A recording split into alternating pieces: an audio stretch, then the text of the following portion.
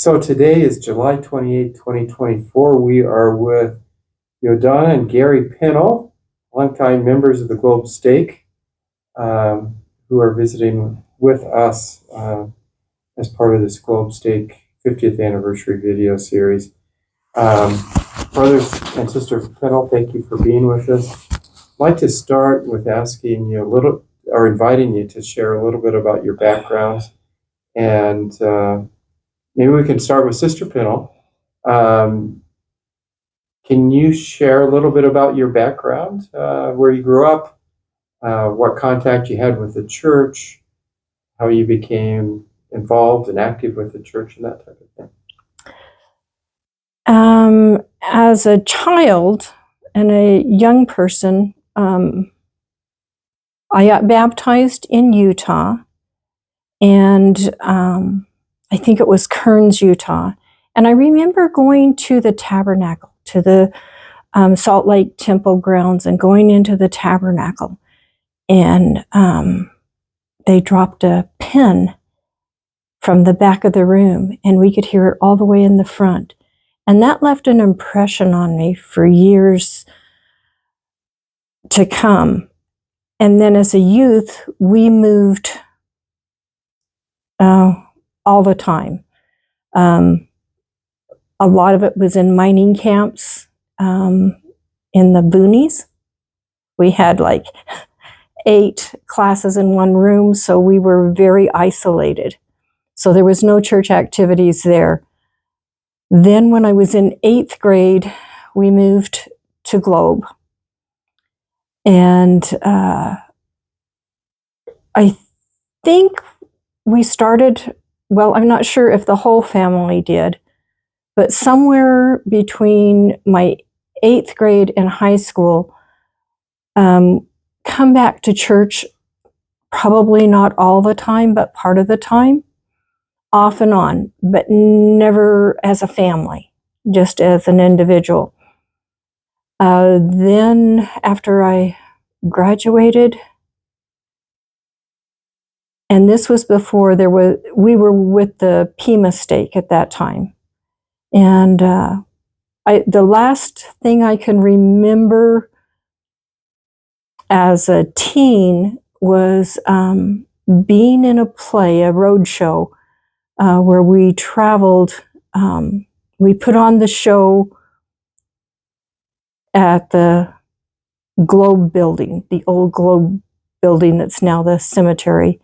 And the name of the play was Please Don't Eat the People. And we were in costume, gold makeup, got on a bus and traveled to Pima and put on the show. I can't remember for sure how many times, but at least one time. Then we traveled back.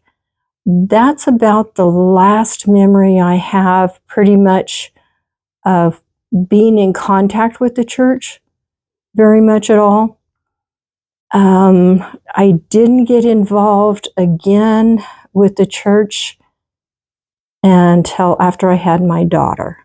And that was because Louise Kiefer, I worked with her at the schools, Globe schools, and she kind of took me under her arm and mothered me and brought me back into the church, made sure we would go to her house for family dinners, and she just made sure I was always okay and I was there. And that was because my daughter was a handful at that time.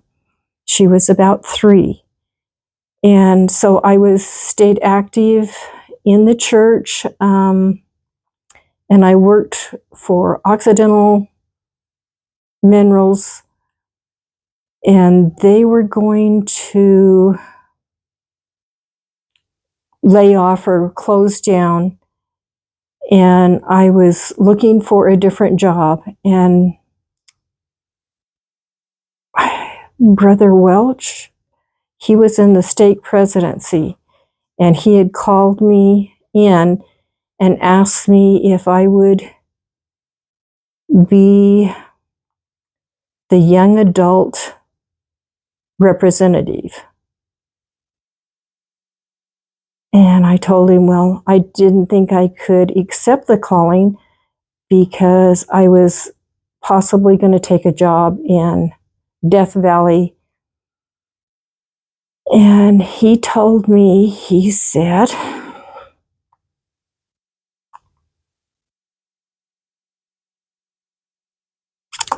if you take this calling,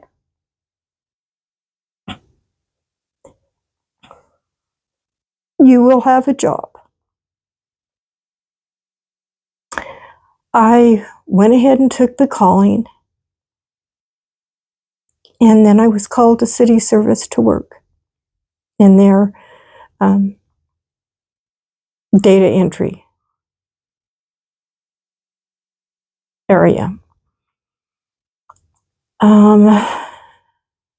And I stayed there. Oh, I don't remember how long. And then I think they were Probably laying. until we had Aaron, right? Yeah. 1982. Okay, that's when. When did I go to Occidental then? You were at Occidental before city service. Oh, okay. Anyway, no, I couldn't have been at Occidental. Let me ask you this. I'm totally lost now. When you were contemplating, okay, I'm losing my job, and President Welch said, well, if you serve in this calling, you will have employment. Was that a little scary? I mean, how long did it take before you got the new job? I don't remember. It seems like I wasn't really out of work for, any length of time on that. So yeah, from Occidental to city service, yeah. So the length of time wasn't, I don't know that I was ever out of a job. They kind of overlapped, I think. Yeah, I see that you mentioned going to the old building. Do you have any memories of that growing up? You mentioned that it wasn't necessarily like your whole family was going to church together when you started coming back. And then maybe it was you were kind of doing that on your own, is what I gathered from that. What made you start coming to church? Why? And what was it like there? I mean, it certainly is a different building then. I'm trying to think, and I think it was one of the Parker girls.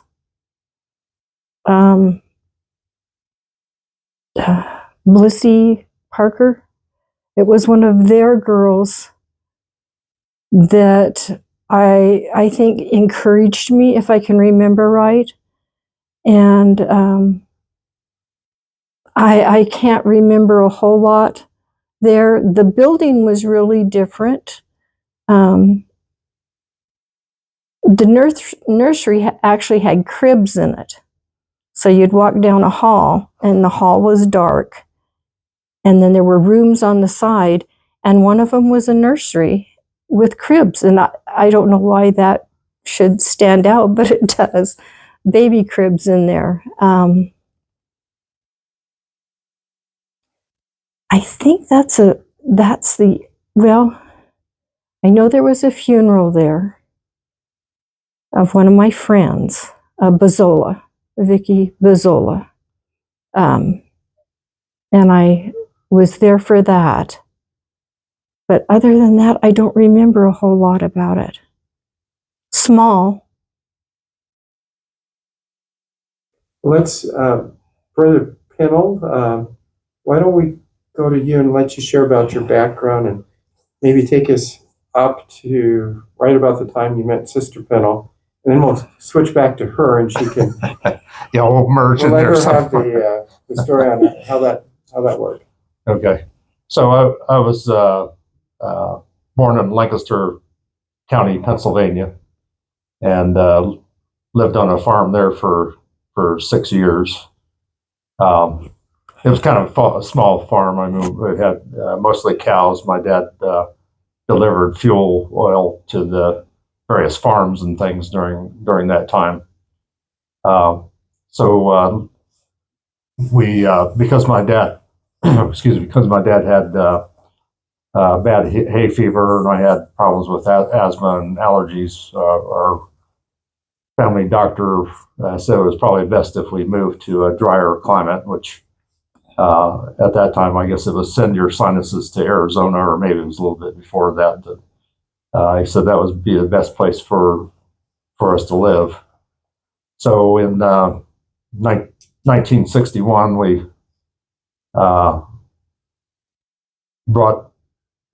pulled our covered wagon, which was a small trailer, and they built a wooden frame over it that we could put in what possessions we could, and made the trip across from Pennsylvania to Arizona. We initially came to Phoenix and stayed a little while in there, and then ended up in Tucson. And so from there, went to grade school and junior high and high school in Tucson, and then later and I worked 2 years while I was in high school, and then 4 years in college while I was going there, and got my degree in geological engineering in 1978. So I was looking around for a job. I was out of town for a little bit, and came back, and my mom said I got a call from somebody, Ron Haxby in Nevada. In fact, I had sent a resume up there, and he said, "Would you be interested in a job in Miami, Arizona? We're doing in situ leaching project with Occidental." And I told him I would be, and he said, "Well, I'll the project manager is in Tucson. I'll have you go see him, interview with him." And it turned out he was just a few miles away from my mom and dad's house in Tucson. So I went over to go see him, and he said, "Well, let's get you on a flight to Colorado, where we'll have you interview with the president of the company, and then we'll see how things go from there." And so I ended up getting the job, and looked around at various places in Superior and Miami and Globe, and couldn't find any place at the time. So first day on the job, the project manager asked me if I found a place, and I said no. He says, "Well, there's an apartment right across the street. Why don't you go see the owner and see if you can get a place?" So I went there, and sure enough, that was available. So I had an easy walk to work every day. So that worked out pretty well. And that's where I met Yodona. And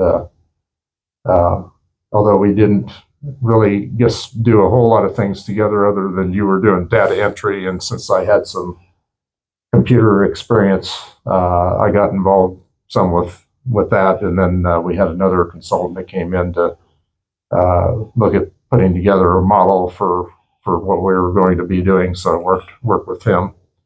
I'm not sure how much further you want me to go in that part, but then one day Yodona came in and was asking around, "Does anybody know how to square dance?" And she didn't get very many takers until I said, "Well, I did some square dancing in grade school. I was like class president in one of my grade schools, and so one of my assignments was to dance with all the girls that didn't have a partner, and that usually was about two or three of them that I'd have to take turns square dancing with them." So anyway, we went square dancing with the bustle and boots. Did you square dance for very long with Bustle and Boots? That was about a year. So can you tell everyone what? A lot of people may not know what Bustle and Boots was. well, it was an organization for learning. Well, I guess we were kind of beginners, and so we're learning square dancing, and then we also traveled around different places to do some square dancing. The only thing is sometimes they had different calls, and so we got mixed up on occasion on that part. But basically it was organization to go square dancing as groups. So is that how you met? well, we met. No. I mean, we knew. Is that how you started? Basically, we knew each other. As soon as I started work there in 1978, and I think it was June of '78. But she had been there for a while before that. So what would you add to the story of how the two of you met and how you decided to get married and have a family together?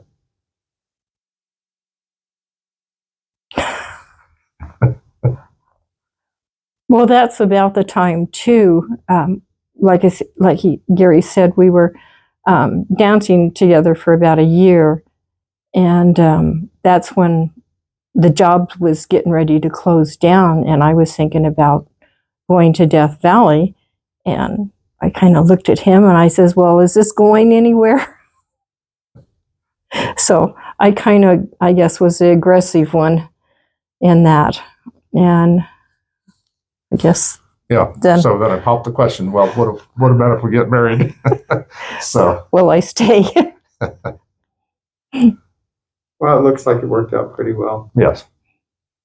So have been kind of invested or checking out the church and things. I mean, there was a lot of things that I had read about. I had a couple friends that were members of the church when I was in high school, and so I knew them either from school. One of them also used to come into the store to bring in. He delivered bread, and I used to talk to him a lot and things. And so he would mention the church on occasion and stuff too when he came into the store where I was working. So I was kind of familiar with some of the things about the church, although I don't know that anybody had really asked me directly, other than to play basketball, to attend, a church service at that time.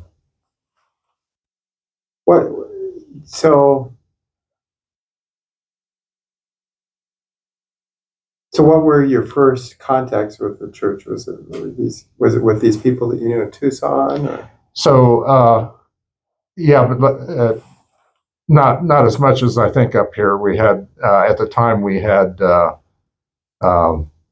missionary couple, Elder and Sister Belliston, and I think I related that a lot more to them, I think, than I did maybe the younger elder missionaries, because being on the farm, I was somewhat isolated, and most of the people that I saw were generally older than me. The farm we lived on, we were next to my great grandfather, my grandfather, grandmother, and my youngest uncle, John, and then my sister was older than me. She was 6 years older, so I was usually the youngest. Every once in a while, maybe had some of my older cousins came over and things too, but typically most of the time I was around older people most of the time, and so I think I kind of related a lot better to Elder and Sister Belliston and I, as we talked about the church, and I started taking the lessons. I guess. And you did that after we were married. Yeah. So not long after. Yeah, not long after. Because by September of that year, I was baptized. So, but and I think part of it was too. I had read about the Constitution and the things that were going on there, and when I visited with Marvin and Bessie Park, they had some books on that they let me read and things, and they talked more about the church, and they were just down the street and around the corner from us too. So we used to go over and visit them some. So and she worked at city service as well, and I knew also Sister Benito also worked out at Pennell Valley, where I was at. So I had various members around me, along with Brother Watts, because I worked with him some out at the mine on several different projects. So I knew him pretty well. So I had a lot of different really good contacts about the church. So, the two of you got married, and it was after that you joined the church. Is that? Yes. correct? Okay. Yeah. So we were married July 3rd, and I think I was baptized on the 15th of September. It was pretty soon after. Yes. Yes. Was that in the old chapel? Yes. What and both of you came here from other places. When you first moved to Globe? What were your first impressions? What did you think of it? Obviously, you've been here a very long time, but what did you first think of Globe? For me, it was shocking because we had been living like 4 years in a mining camp in Idaho. It was in cobalt. It was a mining camp of cobalt along the Salmon River, and we were isolated. So we had about a population of about 500. So Globe was the big city then. It was a big city. And going to school, we had like 2 people in the 7th grade. And then going to the 8th grade here, it was terrifying, I think, would be the way to say it. It was a big change. Big change. A hard change, I think, because socialization and stuff, it was more like a family when you lived in a camp like that. And we would run off into the mountains and use slingshots to try to shoot the turkeys and pick wild berries, or go fishing in the lake. So for me, it was traumatic. I guess it'd be a good way of saying it, a big change. What about you, Brother Pennell? You were a little bit older when you came to Globe. But... Yeah, I think, well, my interest had been in geology and mining to some extent. I had an uncle back in Pennsylvania who he'd deliver mail, but on the side he also did lapidary, and he'd go out and look for gemstones and other things that he could cut up for jewelry and other things like that. So I went out with him on several occasions. We also had some family friends that also did the same. So I was used to kind of going to various mining areas and things, and so it really wasn't as big a shock to me. I mean, that was the businesses that I was planning to go into. And years before, one of my uncles from Pennsylvania came out, and we kind of went on a tour, and we went through Superior, and I think we did go through Globe, Miami. So we were I was kind of familiar with the area already. So yeah, I mean, it seemed great to me. There was, just like in Tucson, there's mountains here, mountains over here, same, so I kind of enjoyed it. It was a little bit, well, when we first moved to Tucson, we were on the eastern edge, so there wasn't as much development over there. So, and gradually it came more and more, congested and things, and it was kind of a relief to some extent to be in a little bit smaller community where you can know a lot more people and things. So, what? Let me ask this, Brother Pennell. What was it like being a new member of the church here in Globe? Well, I definitely kept pretty busy. So, like I said, it wasn't long after I received my first calling was with the primary age 11, and I was also scout leader for them at 11-year-old scout leader.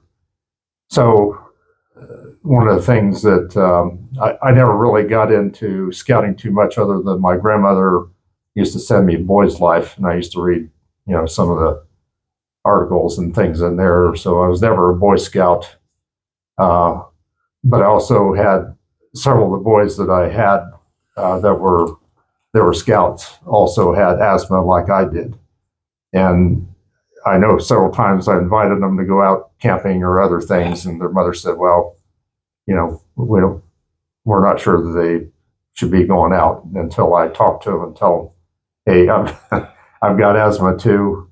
If I run into any problems, and I can recognize when they're having problems, hey, we'll just pull down camp and come back." So that kind of reassured them that that it wasn't going to be an issue, and so it worked out pretty good. And then not long after that, the scoutmaster that we did have here left, and so I was next in line, I guess, to be the scoutmaster. But they told me though it'd be a little while before we could get an 11-year-old scout leader. We don't have any other official leaders for the other boys, so you're going to have the scouts from age 11 to 17 here for a while till we get kind of reorganize some things. So I did that for quite a while, and Brother Watts kind of fast tracked me on some training. Took my basic leader training with Galen Thompson and Dennis Campbell. We went down to the valley for that, and then Brother Watts also fast tracked me in wood badge. So I took that in 1982 and completed that. And he was my coach counselor down there, so he was with me at the time for that training. So that worked out pretty good. And then as soon as I got trained, we started training other scout leaders in the area, and started some other activities to help do some training. So that worked out pretty well. And I guess I didn't really have time to to think about, but I did what I could as far as reading manuals, reading all the things, and trying to do all the things that I was asked to do in my leadership roles. And I guess two of the things that come to mind, and I think some of that came from President Campbell, is the one thing he said: "You're an Aaronic priesthood leader first, and then a scout leader." So when I was Deacon's Quorum Advisor, I used to meet with the Deacon's Quorum President and his counselors every week at my house. They would come over. We would talk about, okay, what things need to happen on Sunday, as far as passing the sacrament and lessons, and what kind of plans do we need to have for the future, and talking about, we've got a few less active young men. How are we going to try to activate them? So I made sure that we had that emphasis also on the Aaronic priesthood as well as the scouting, and then also had meetings as we needed for those that were patrol leaders, senior patrol leaders, the basic scouting part. So I wanted to make sure that they were involved in that part of the leadership, and not just me all the time. And as things developed, then I was able to give them more responsibilities as trying to take more of the lead in some of the meetings, and doing some of those things, so I could focus on doing the training of the young men, and trying to help those that needed help with some of the skills.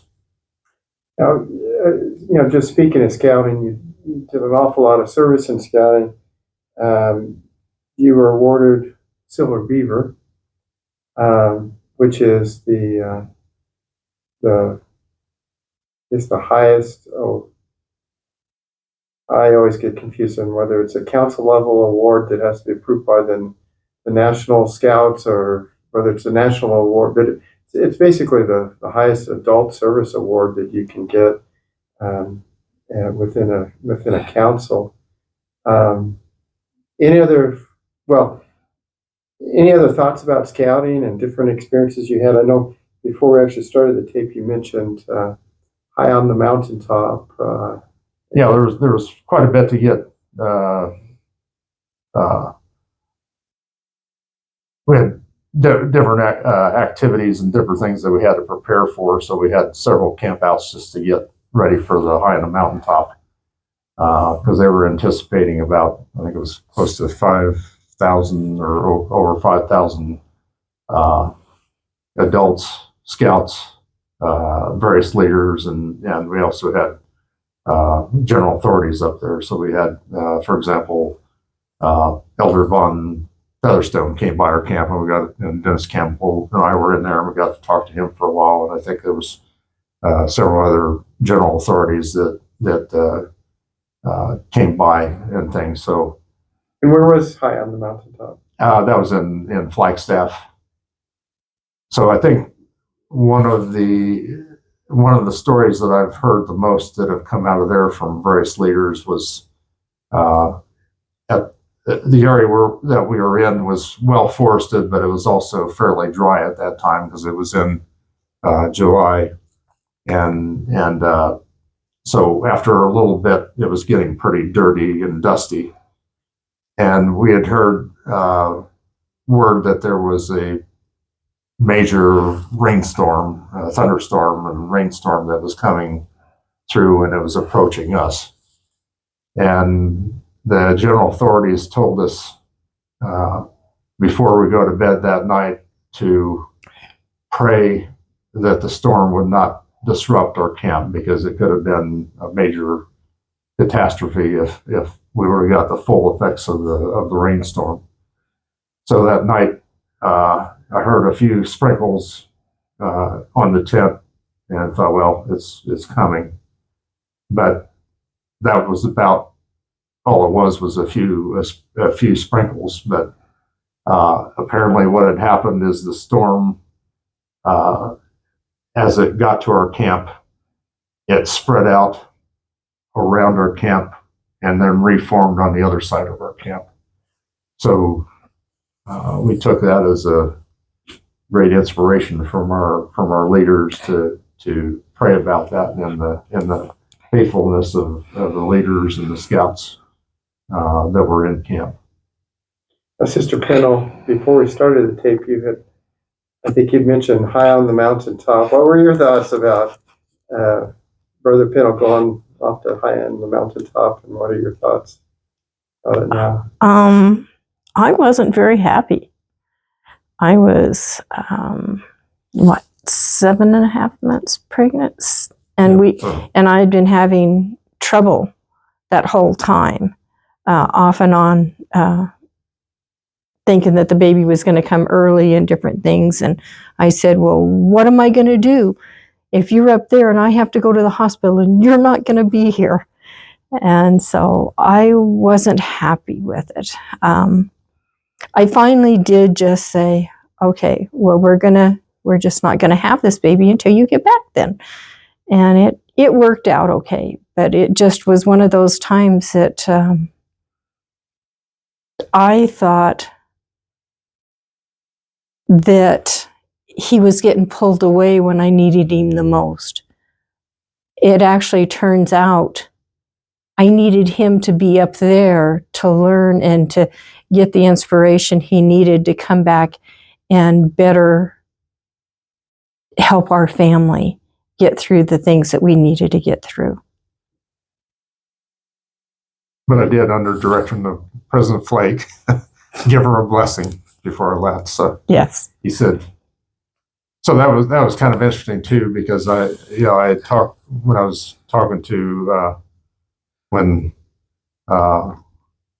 Bishop Jenkins asked me about going up there. I said, well, I'm not sure, because Yodona was having contractions, and I wasn't sure how well that was going to be. And so he went to President Flake's office.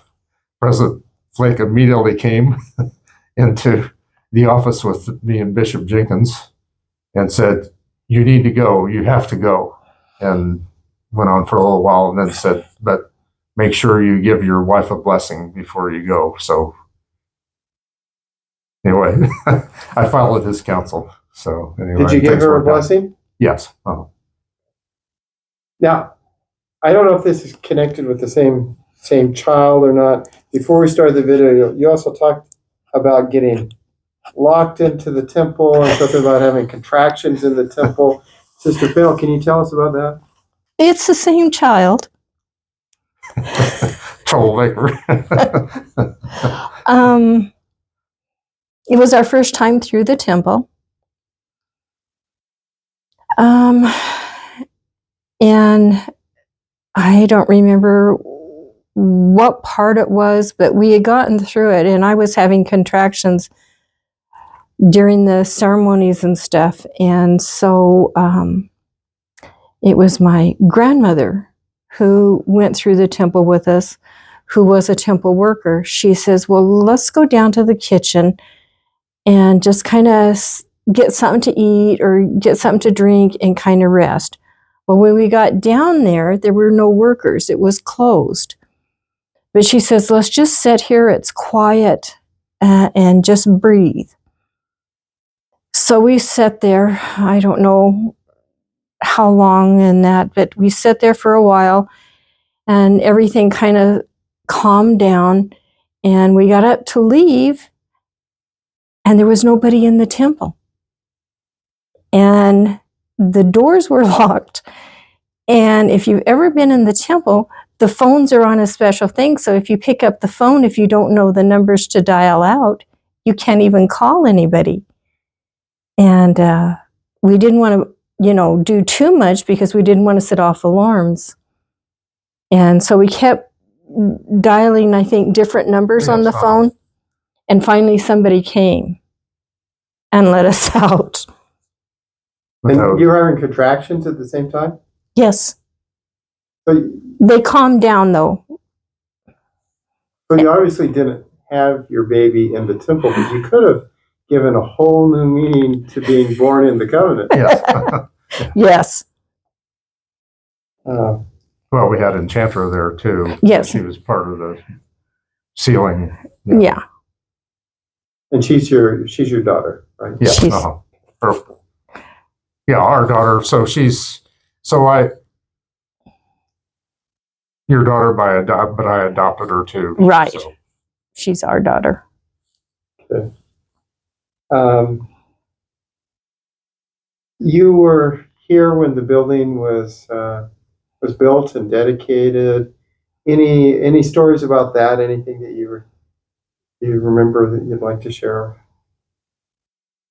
I don't remember much. Yeah, well, I think we had talked a little bit about some of the square dancers coming up and dancing before the building was completed.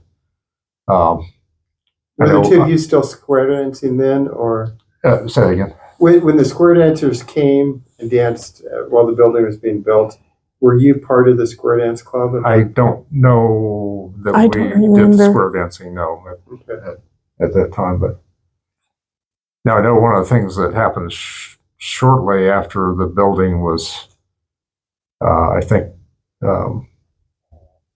built and stuff. Somebody tried to break in, and I had to come down and spend the night in the church to make sure nobody tried to come back in the church.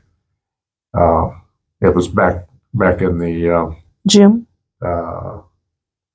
No, in fact, it was in the side office for the stake over here, where sometimes you have people go for different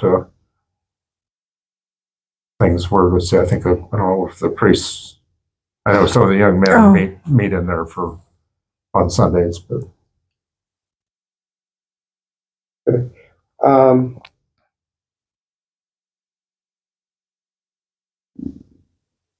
Some of Let me ask this. Now, Sister Pennell, would you like to talk about some of the callings you've had over the years and particular experiences? And if you're not thinking of anything directly, I would like to invite you to talk a little bit about some of the stuff you do now as librarian. One of the callings I think I enjoyed the most was in the nursery. And we had a very structured program. And I think I had that for quite a few years. I don't remember how many do you? Quite a few. Mm-hmm. I know a lot of those that I had in the nursery were like the Terrafins and the Daltons, and they're all grown and have kids of their own now. But anyway, somebody asked me, well, don't you ever get tired of the nursery? And I says, I always think of the nursery as if Jesus comes to the building, the first place he's going to go is to the nursery. Because they're the most precious we have, that we can, the closest that have come from him, from the heavens and that. So I always enjoyed that, and I always thought of that the nursery was the first place he would come to visit. And the calling I have now is in the library. And when I was working for the county, they had upgraded their computers, and they had a whole bunch of, they had about 6 or 8 all-in-one computers that basically were just going to be discarded and gotten rid of. So I asked them if we could take them on loan, the church could take them on loan, and so that we could use them in the classrooms. We have a written agreement with the library district that these computers are long-term loan.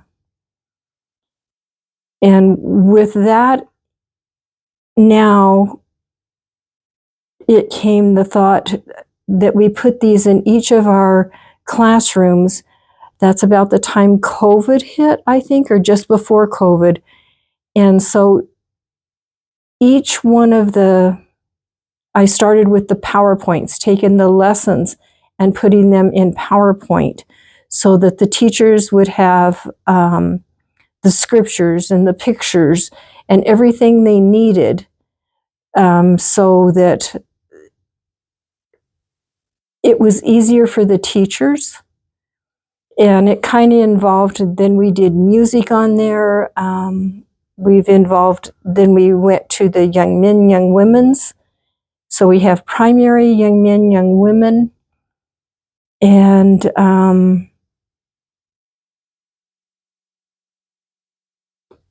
then I thought, well, they need to know what's on the computers.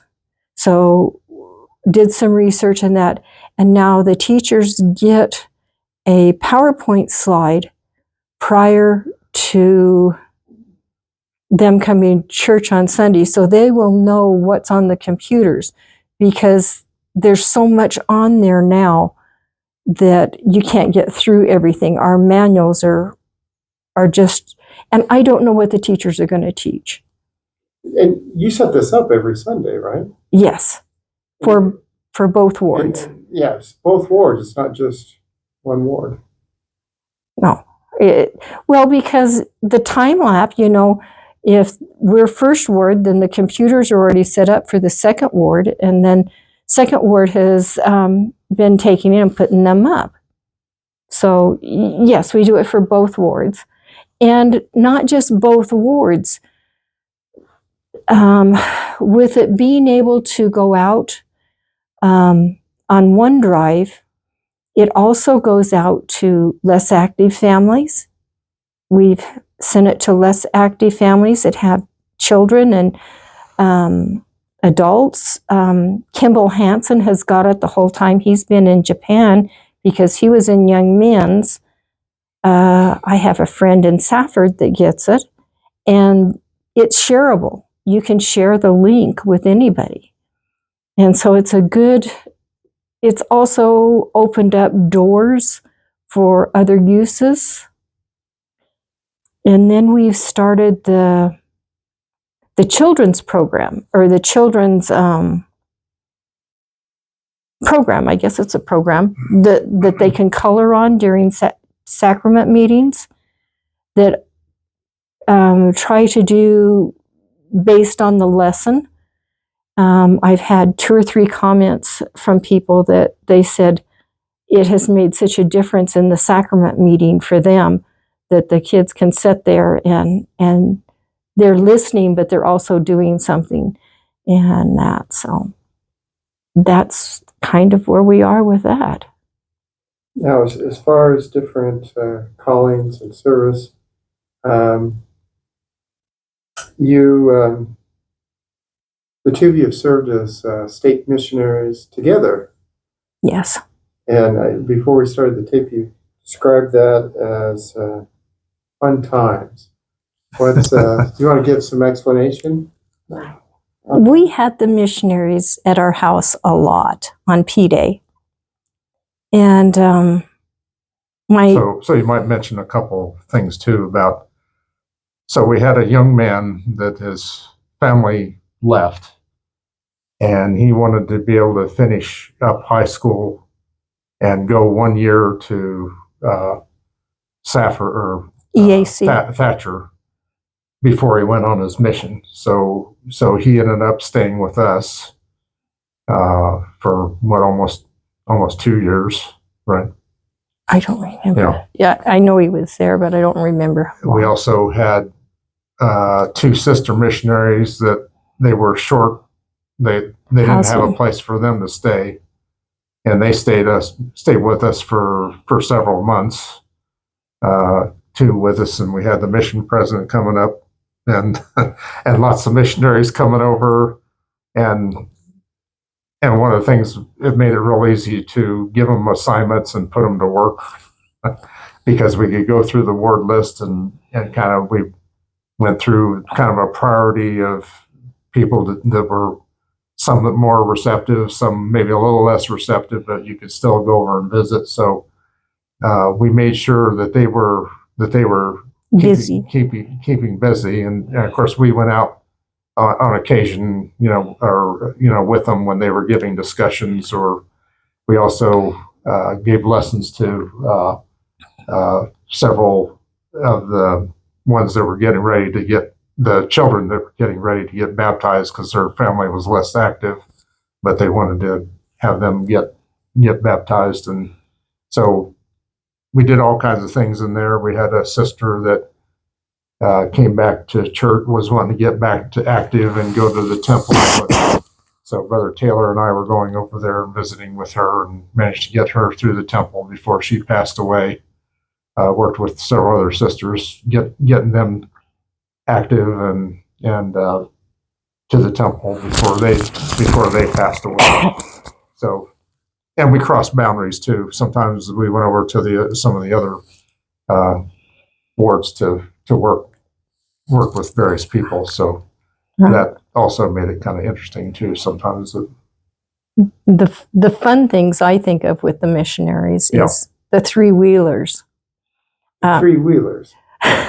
Our boys had 3-wheelers, and the missionaries would take them down this hill in the middle of the street. For point of reference, you live near the top of one of the steepest streets in town. 4th Street, which is kind of notorious for steepness. So they did get their restlessness out, and their activities. You just held, well, they were pretty cautious too, but I mean, you can go down that hill pretty fast. The other thing I remember so well is Elder Akiona. He would set my oldest son, Aaron, on the table, and they would sit there and make chocolate chip cookies. And as he was making the chocolate chip cookies, he would talk about things from Hawaii, how they caught the fish. And I think he sang some songs too, didn't he? I Yeah. probably, but that to me was a very fun time, and to watch them interact with the younger kids, because Aaron was still in diapers, I think.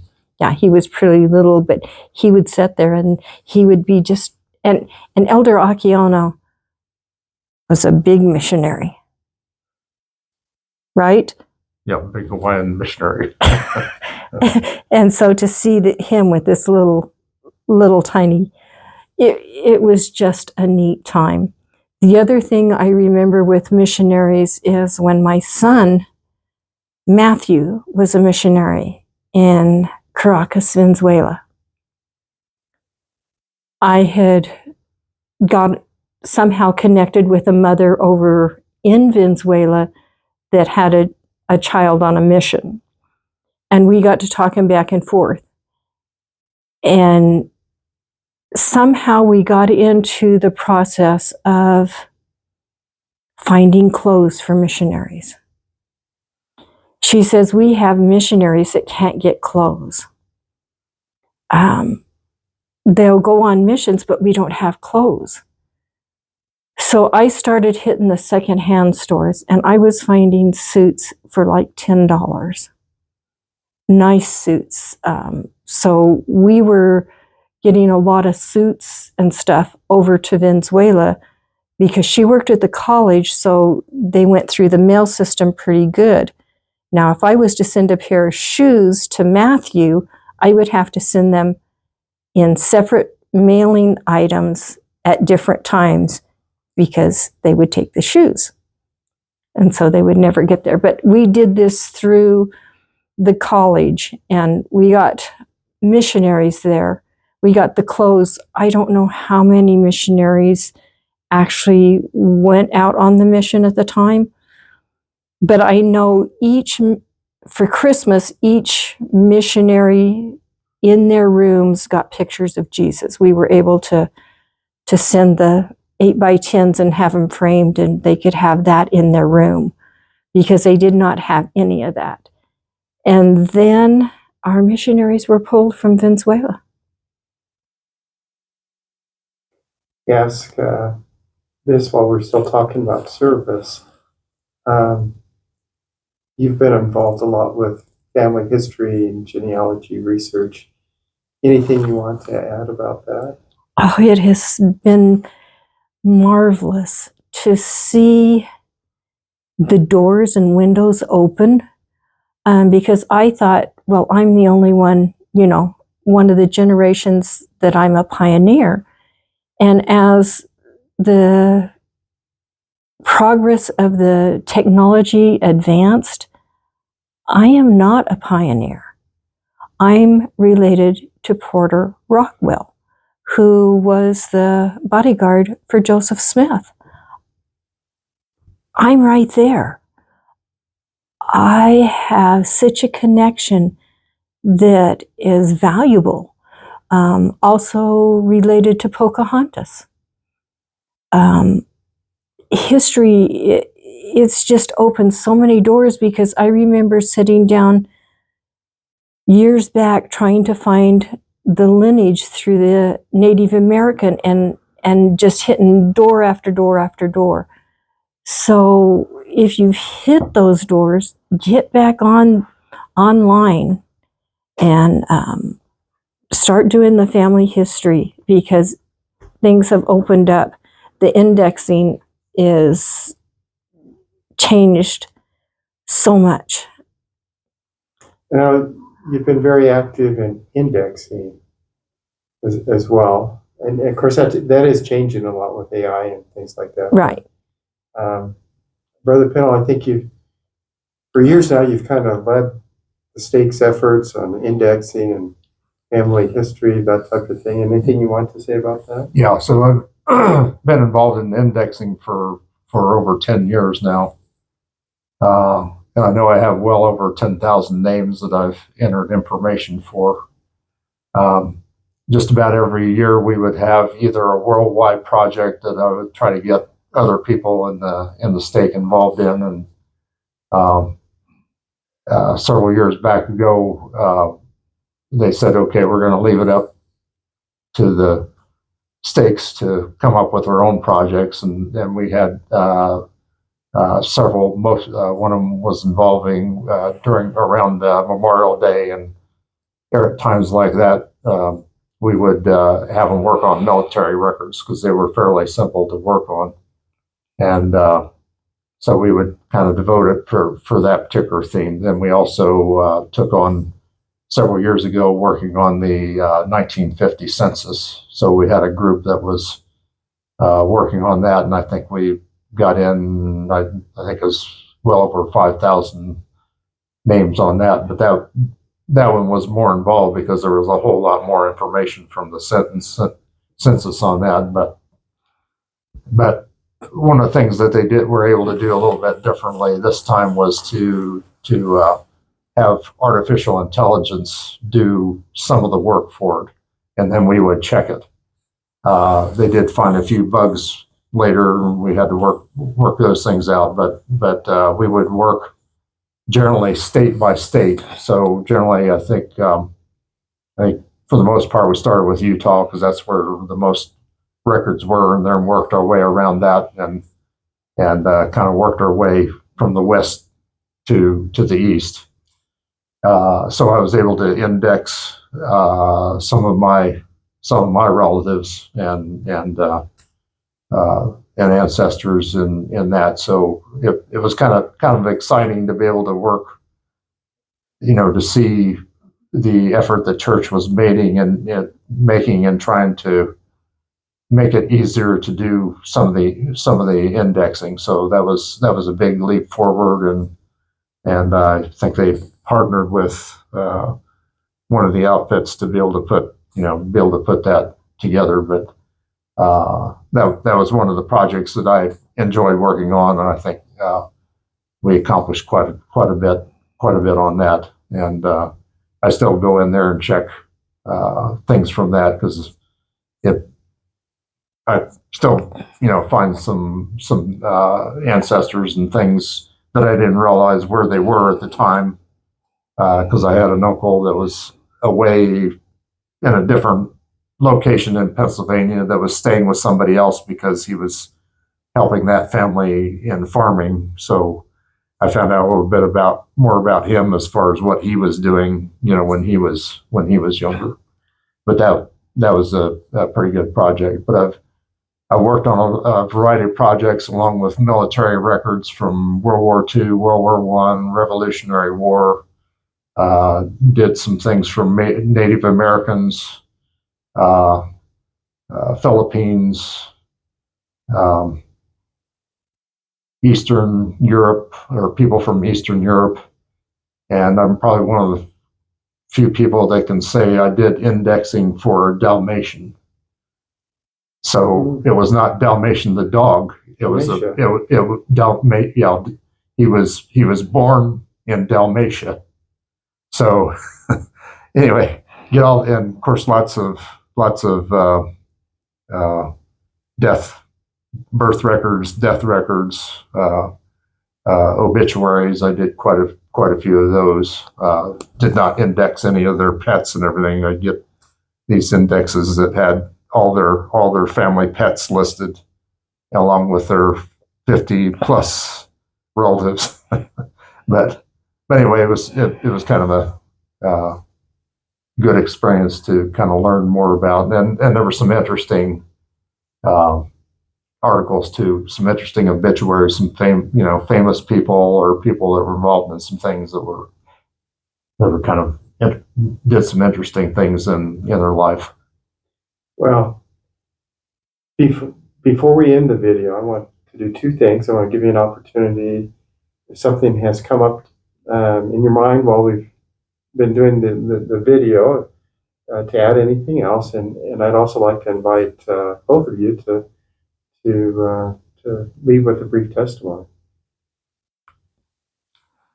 I think, well, I was going to pull something up, but it's interesting. I guess one of the things I found in doing your family history, the more family history you do, the more you find out about people you're related to, or different names that you weren't aware of. One of the things we found as state missionaries, or at least I did, a lot of companies that you work for, especially major companies, don't allow you to proselyte at the workplace. But one of the things I found, especially working in the mining business, where you have people from around the world, is you can always talk about names and ancestors and people you might be related to. I know one time I had an engineer come in, and he was from the Netherlands, and I have a lot of relatives that were from the Netherlands, and I could talk to him about that, and various other people that were from different countries. I could, talk to him about ancestors that I had that came maybe from that country or nearby countries. And so I think that's an opening that you can have, as my wife mentioned, in family history, to be able to have a discussion with somebody, even though maybe they're not as interested about the church, but a lot of people are interested in their family and ancestors. One of the things that's amazing to me is when they have the family search has their program, usually in, let's see, when is that, about March, February, anyway, when they it's amazing how many people use that family search that are not members of the church. In fact, several meetings ago, they made a comment that almost 10 times the number of people use family search, 10 times more than what the members of the church use, which, so there's a lot of people out there that are investigating their families, and they may not understand about the gathering of Israel, but there certainly has that interest there, which can later lead to them joining the church and understanding more about how we're gathering our ancestors. Anything else, Sister Pennell? No, I think that's covered it pretty good. Okay.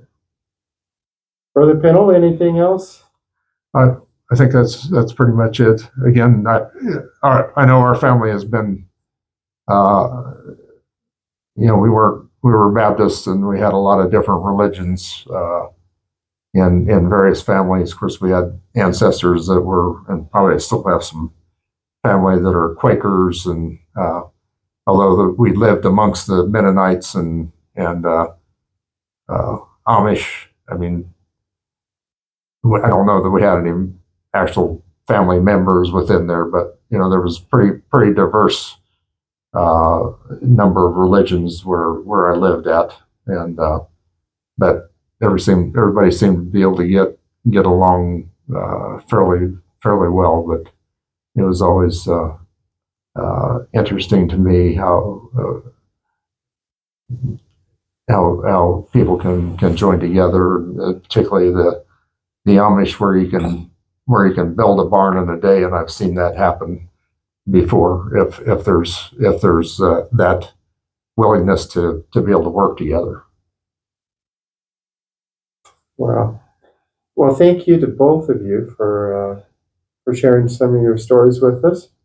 We appreciate all that you do and have done, and thanks again for the interview.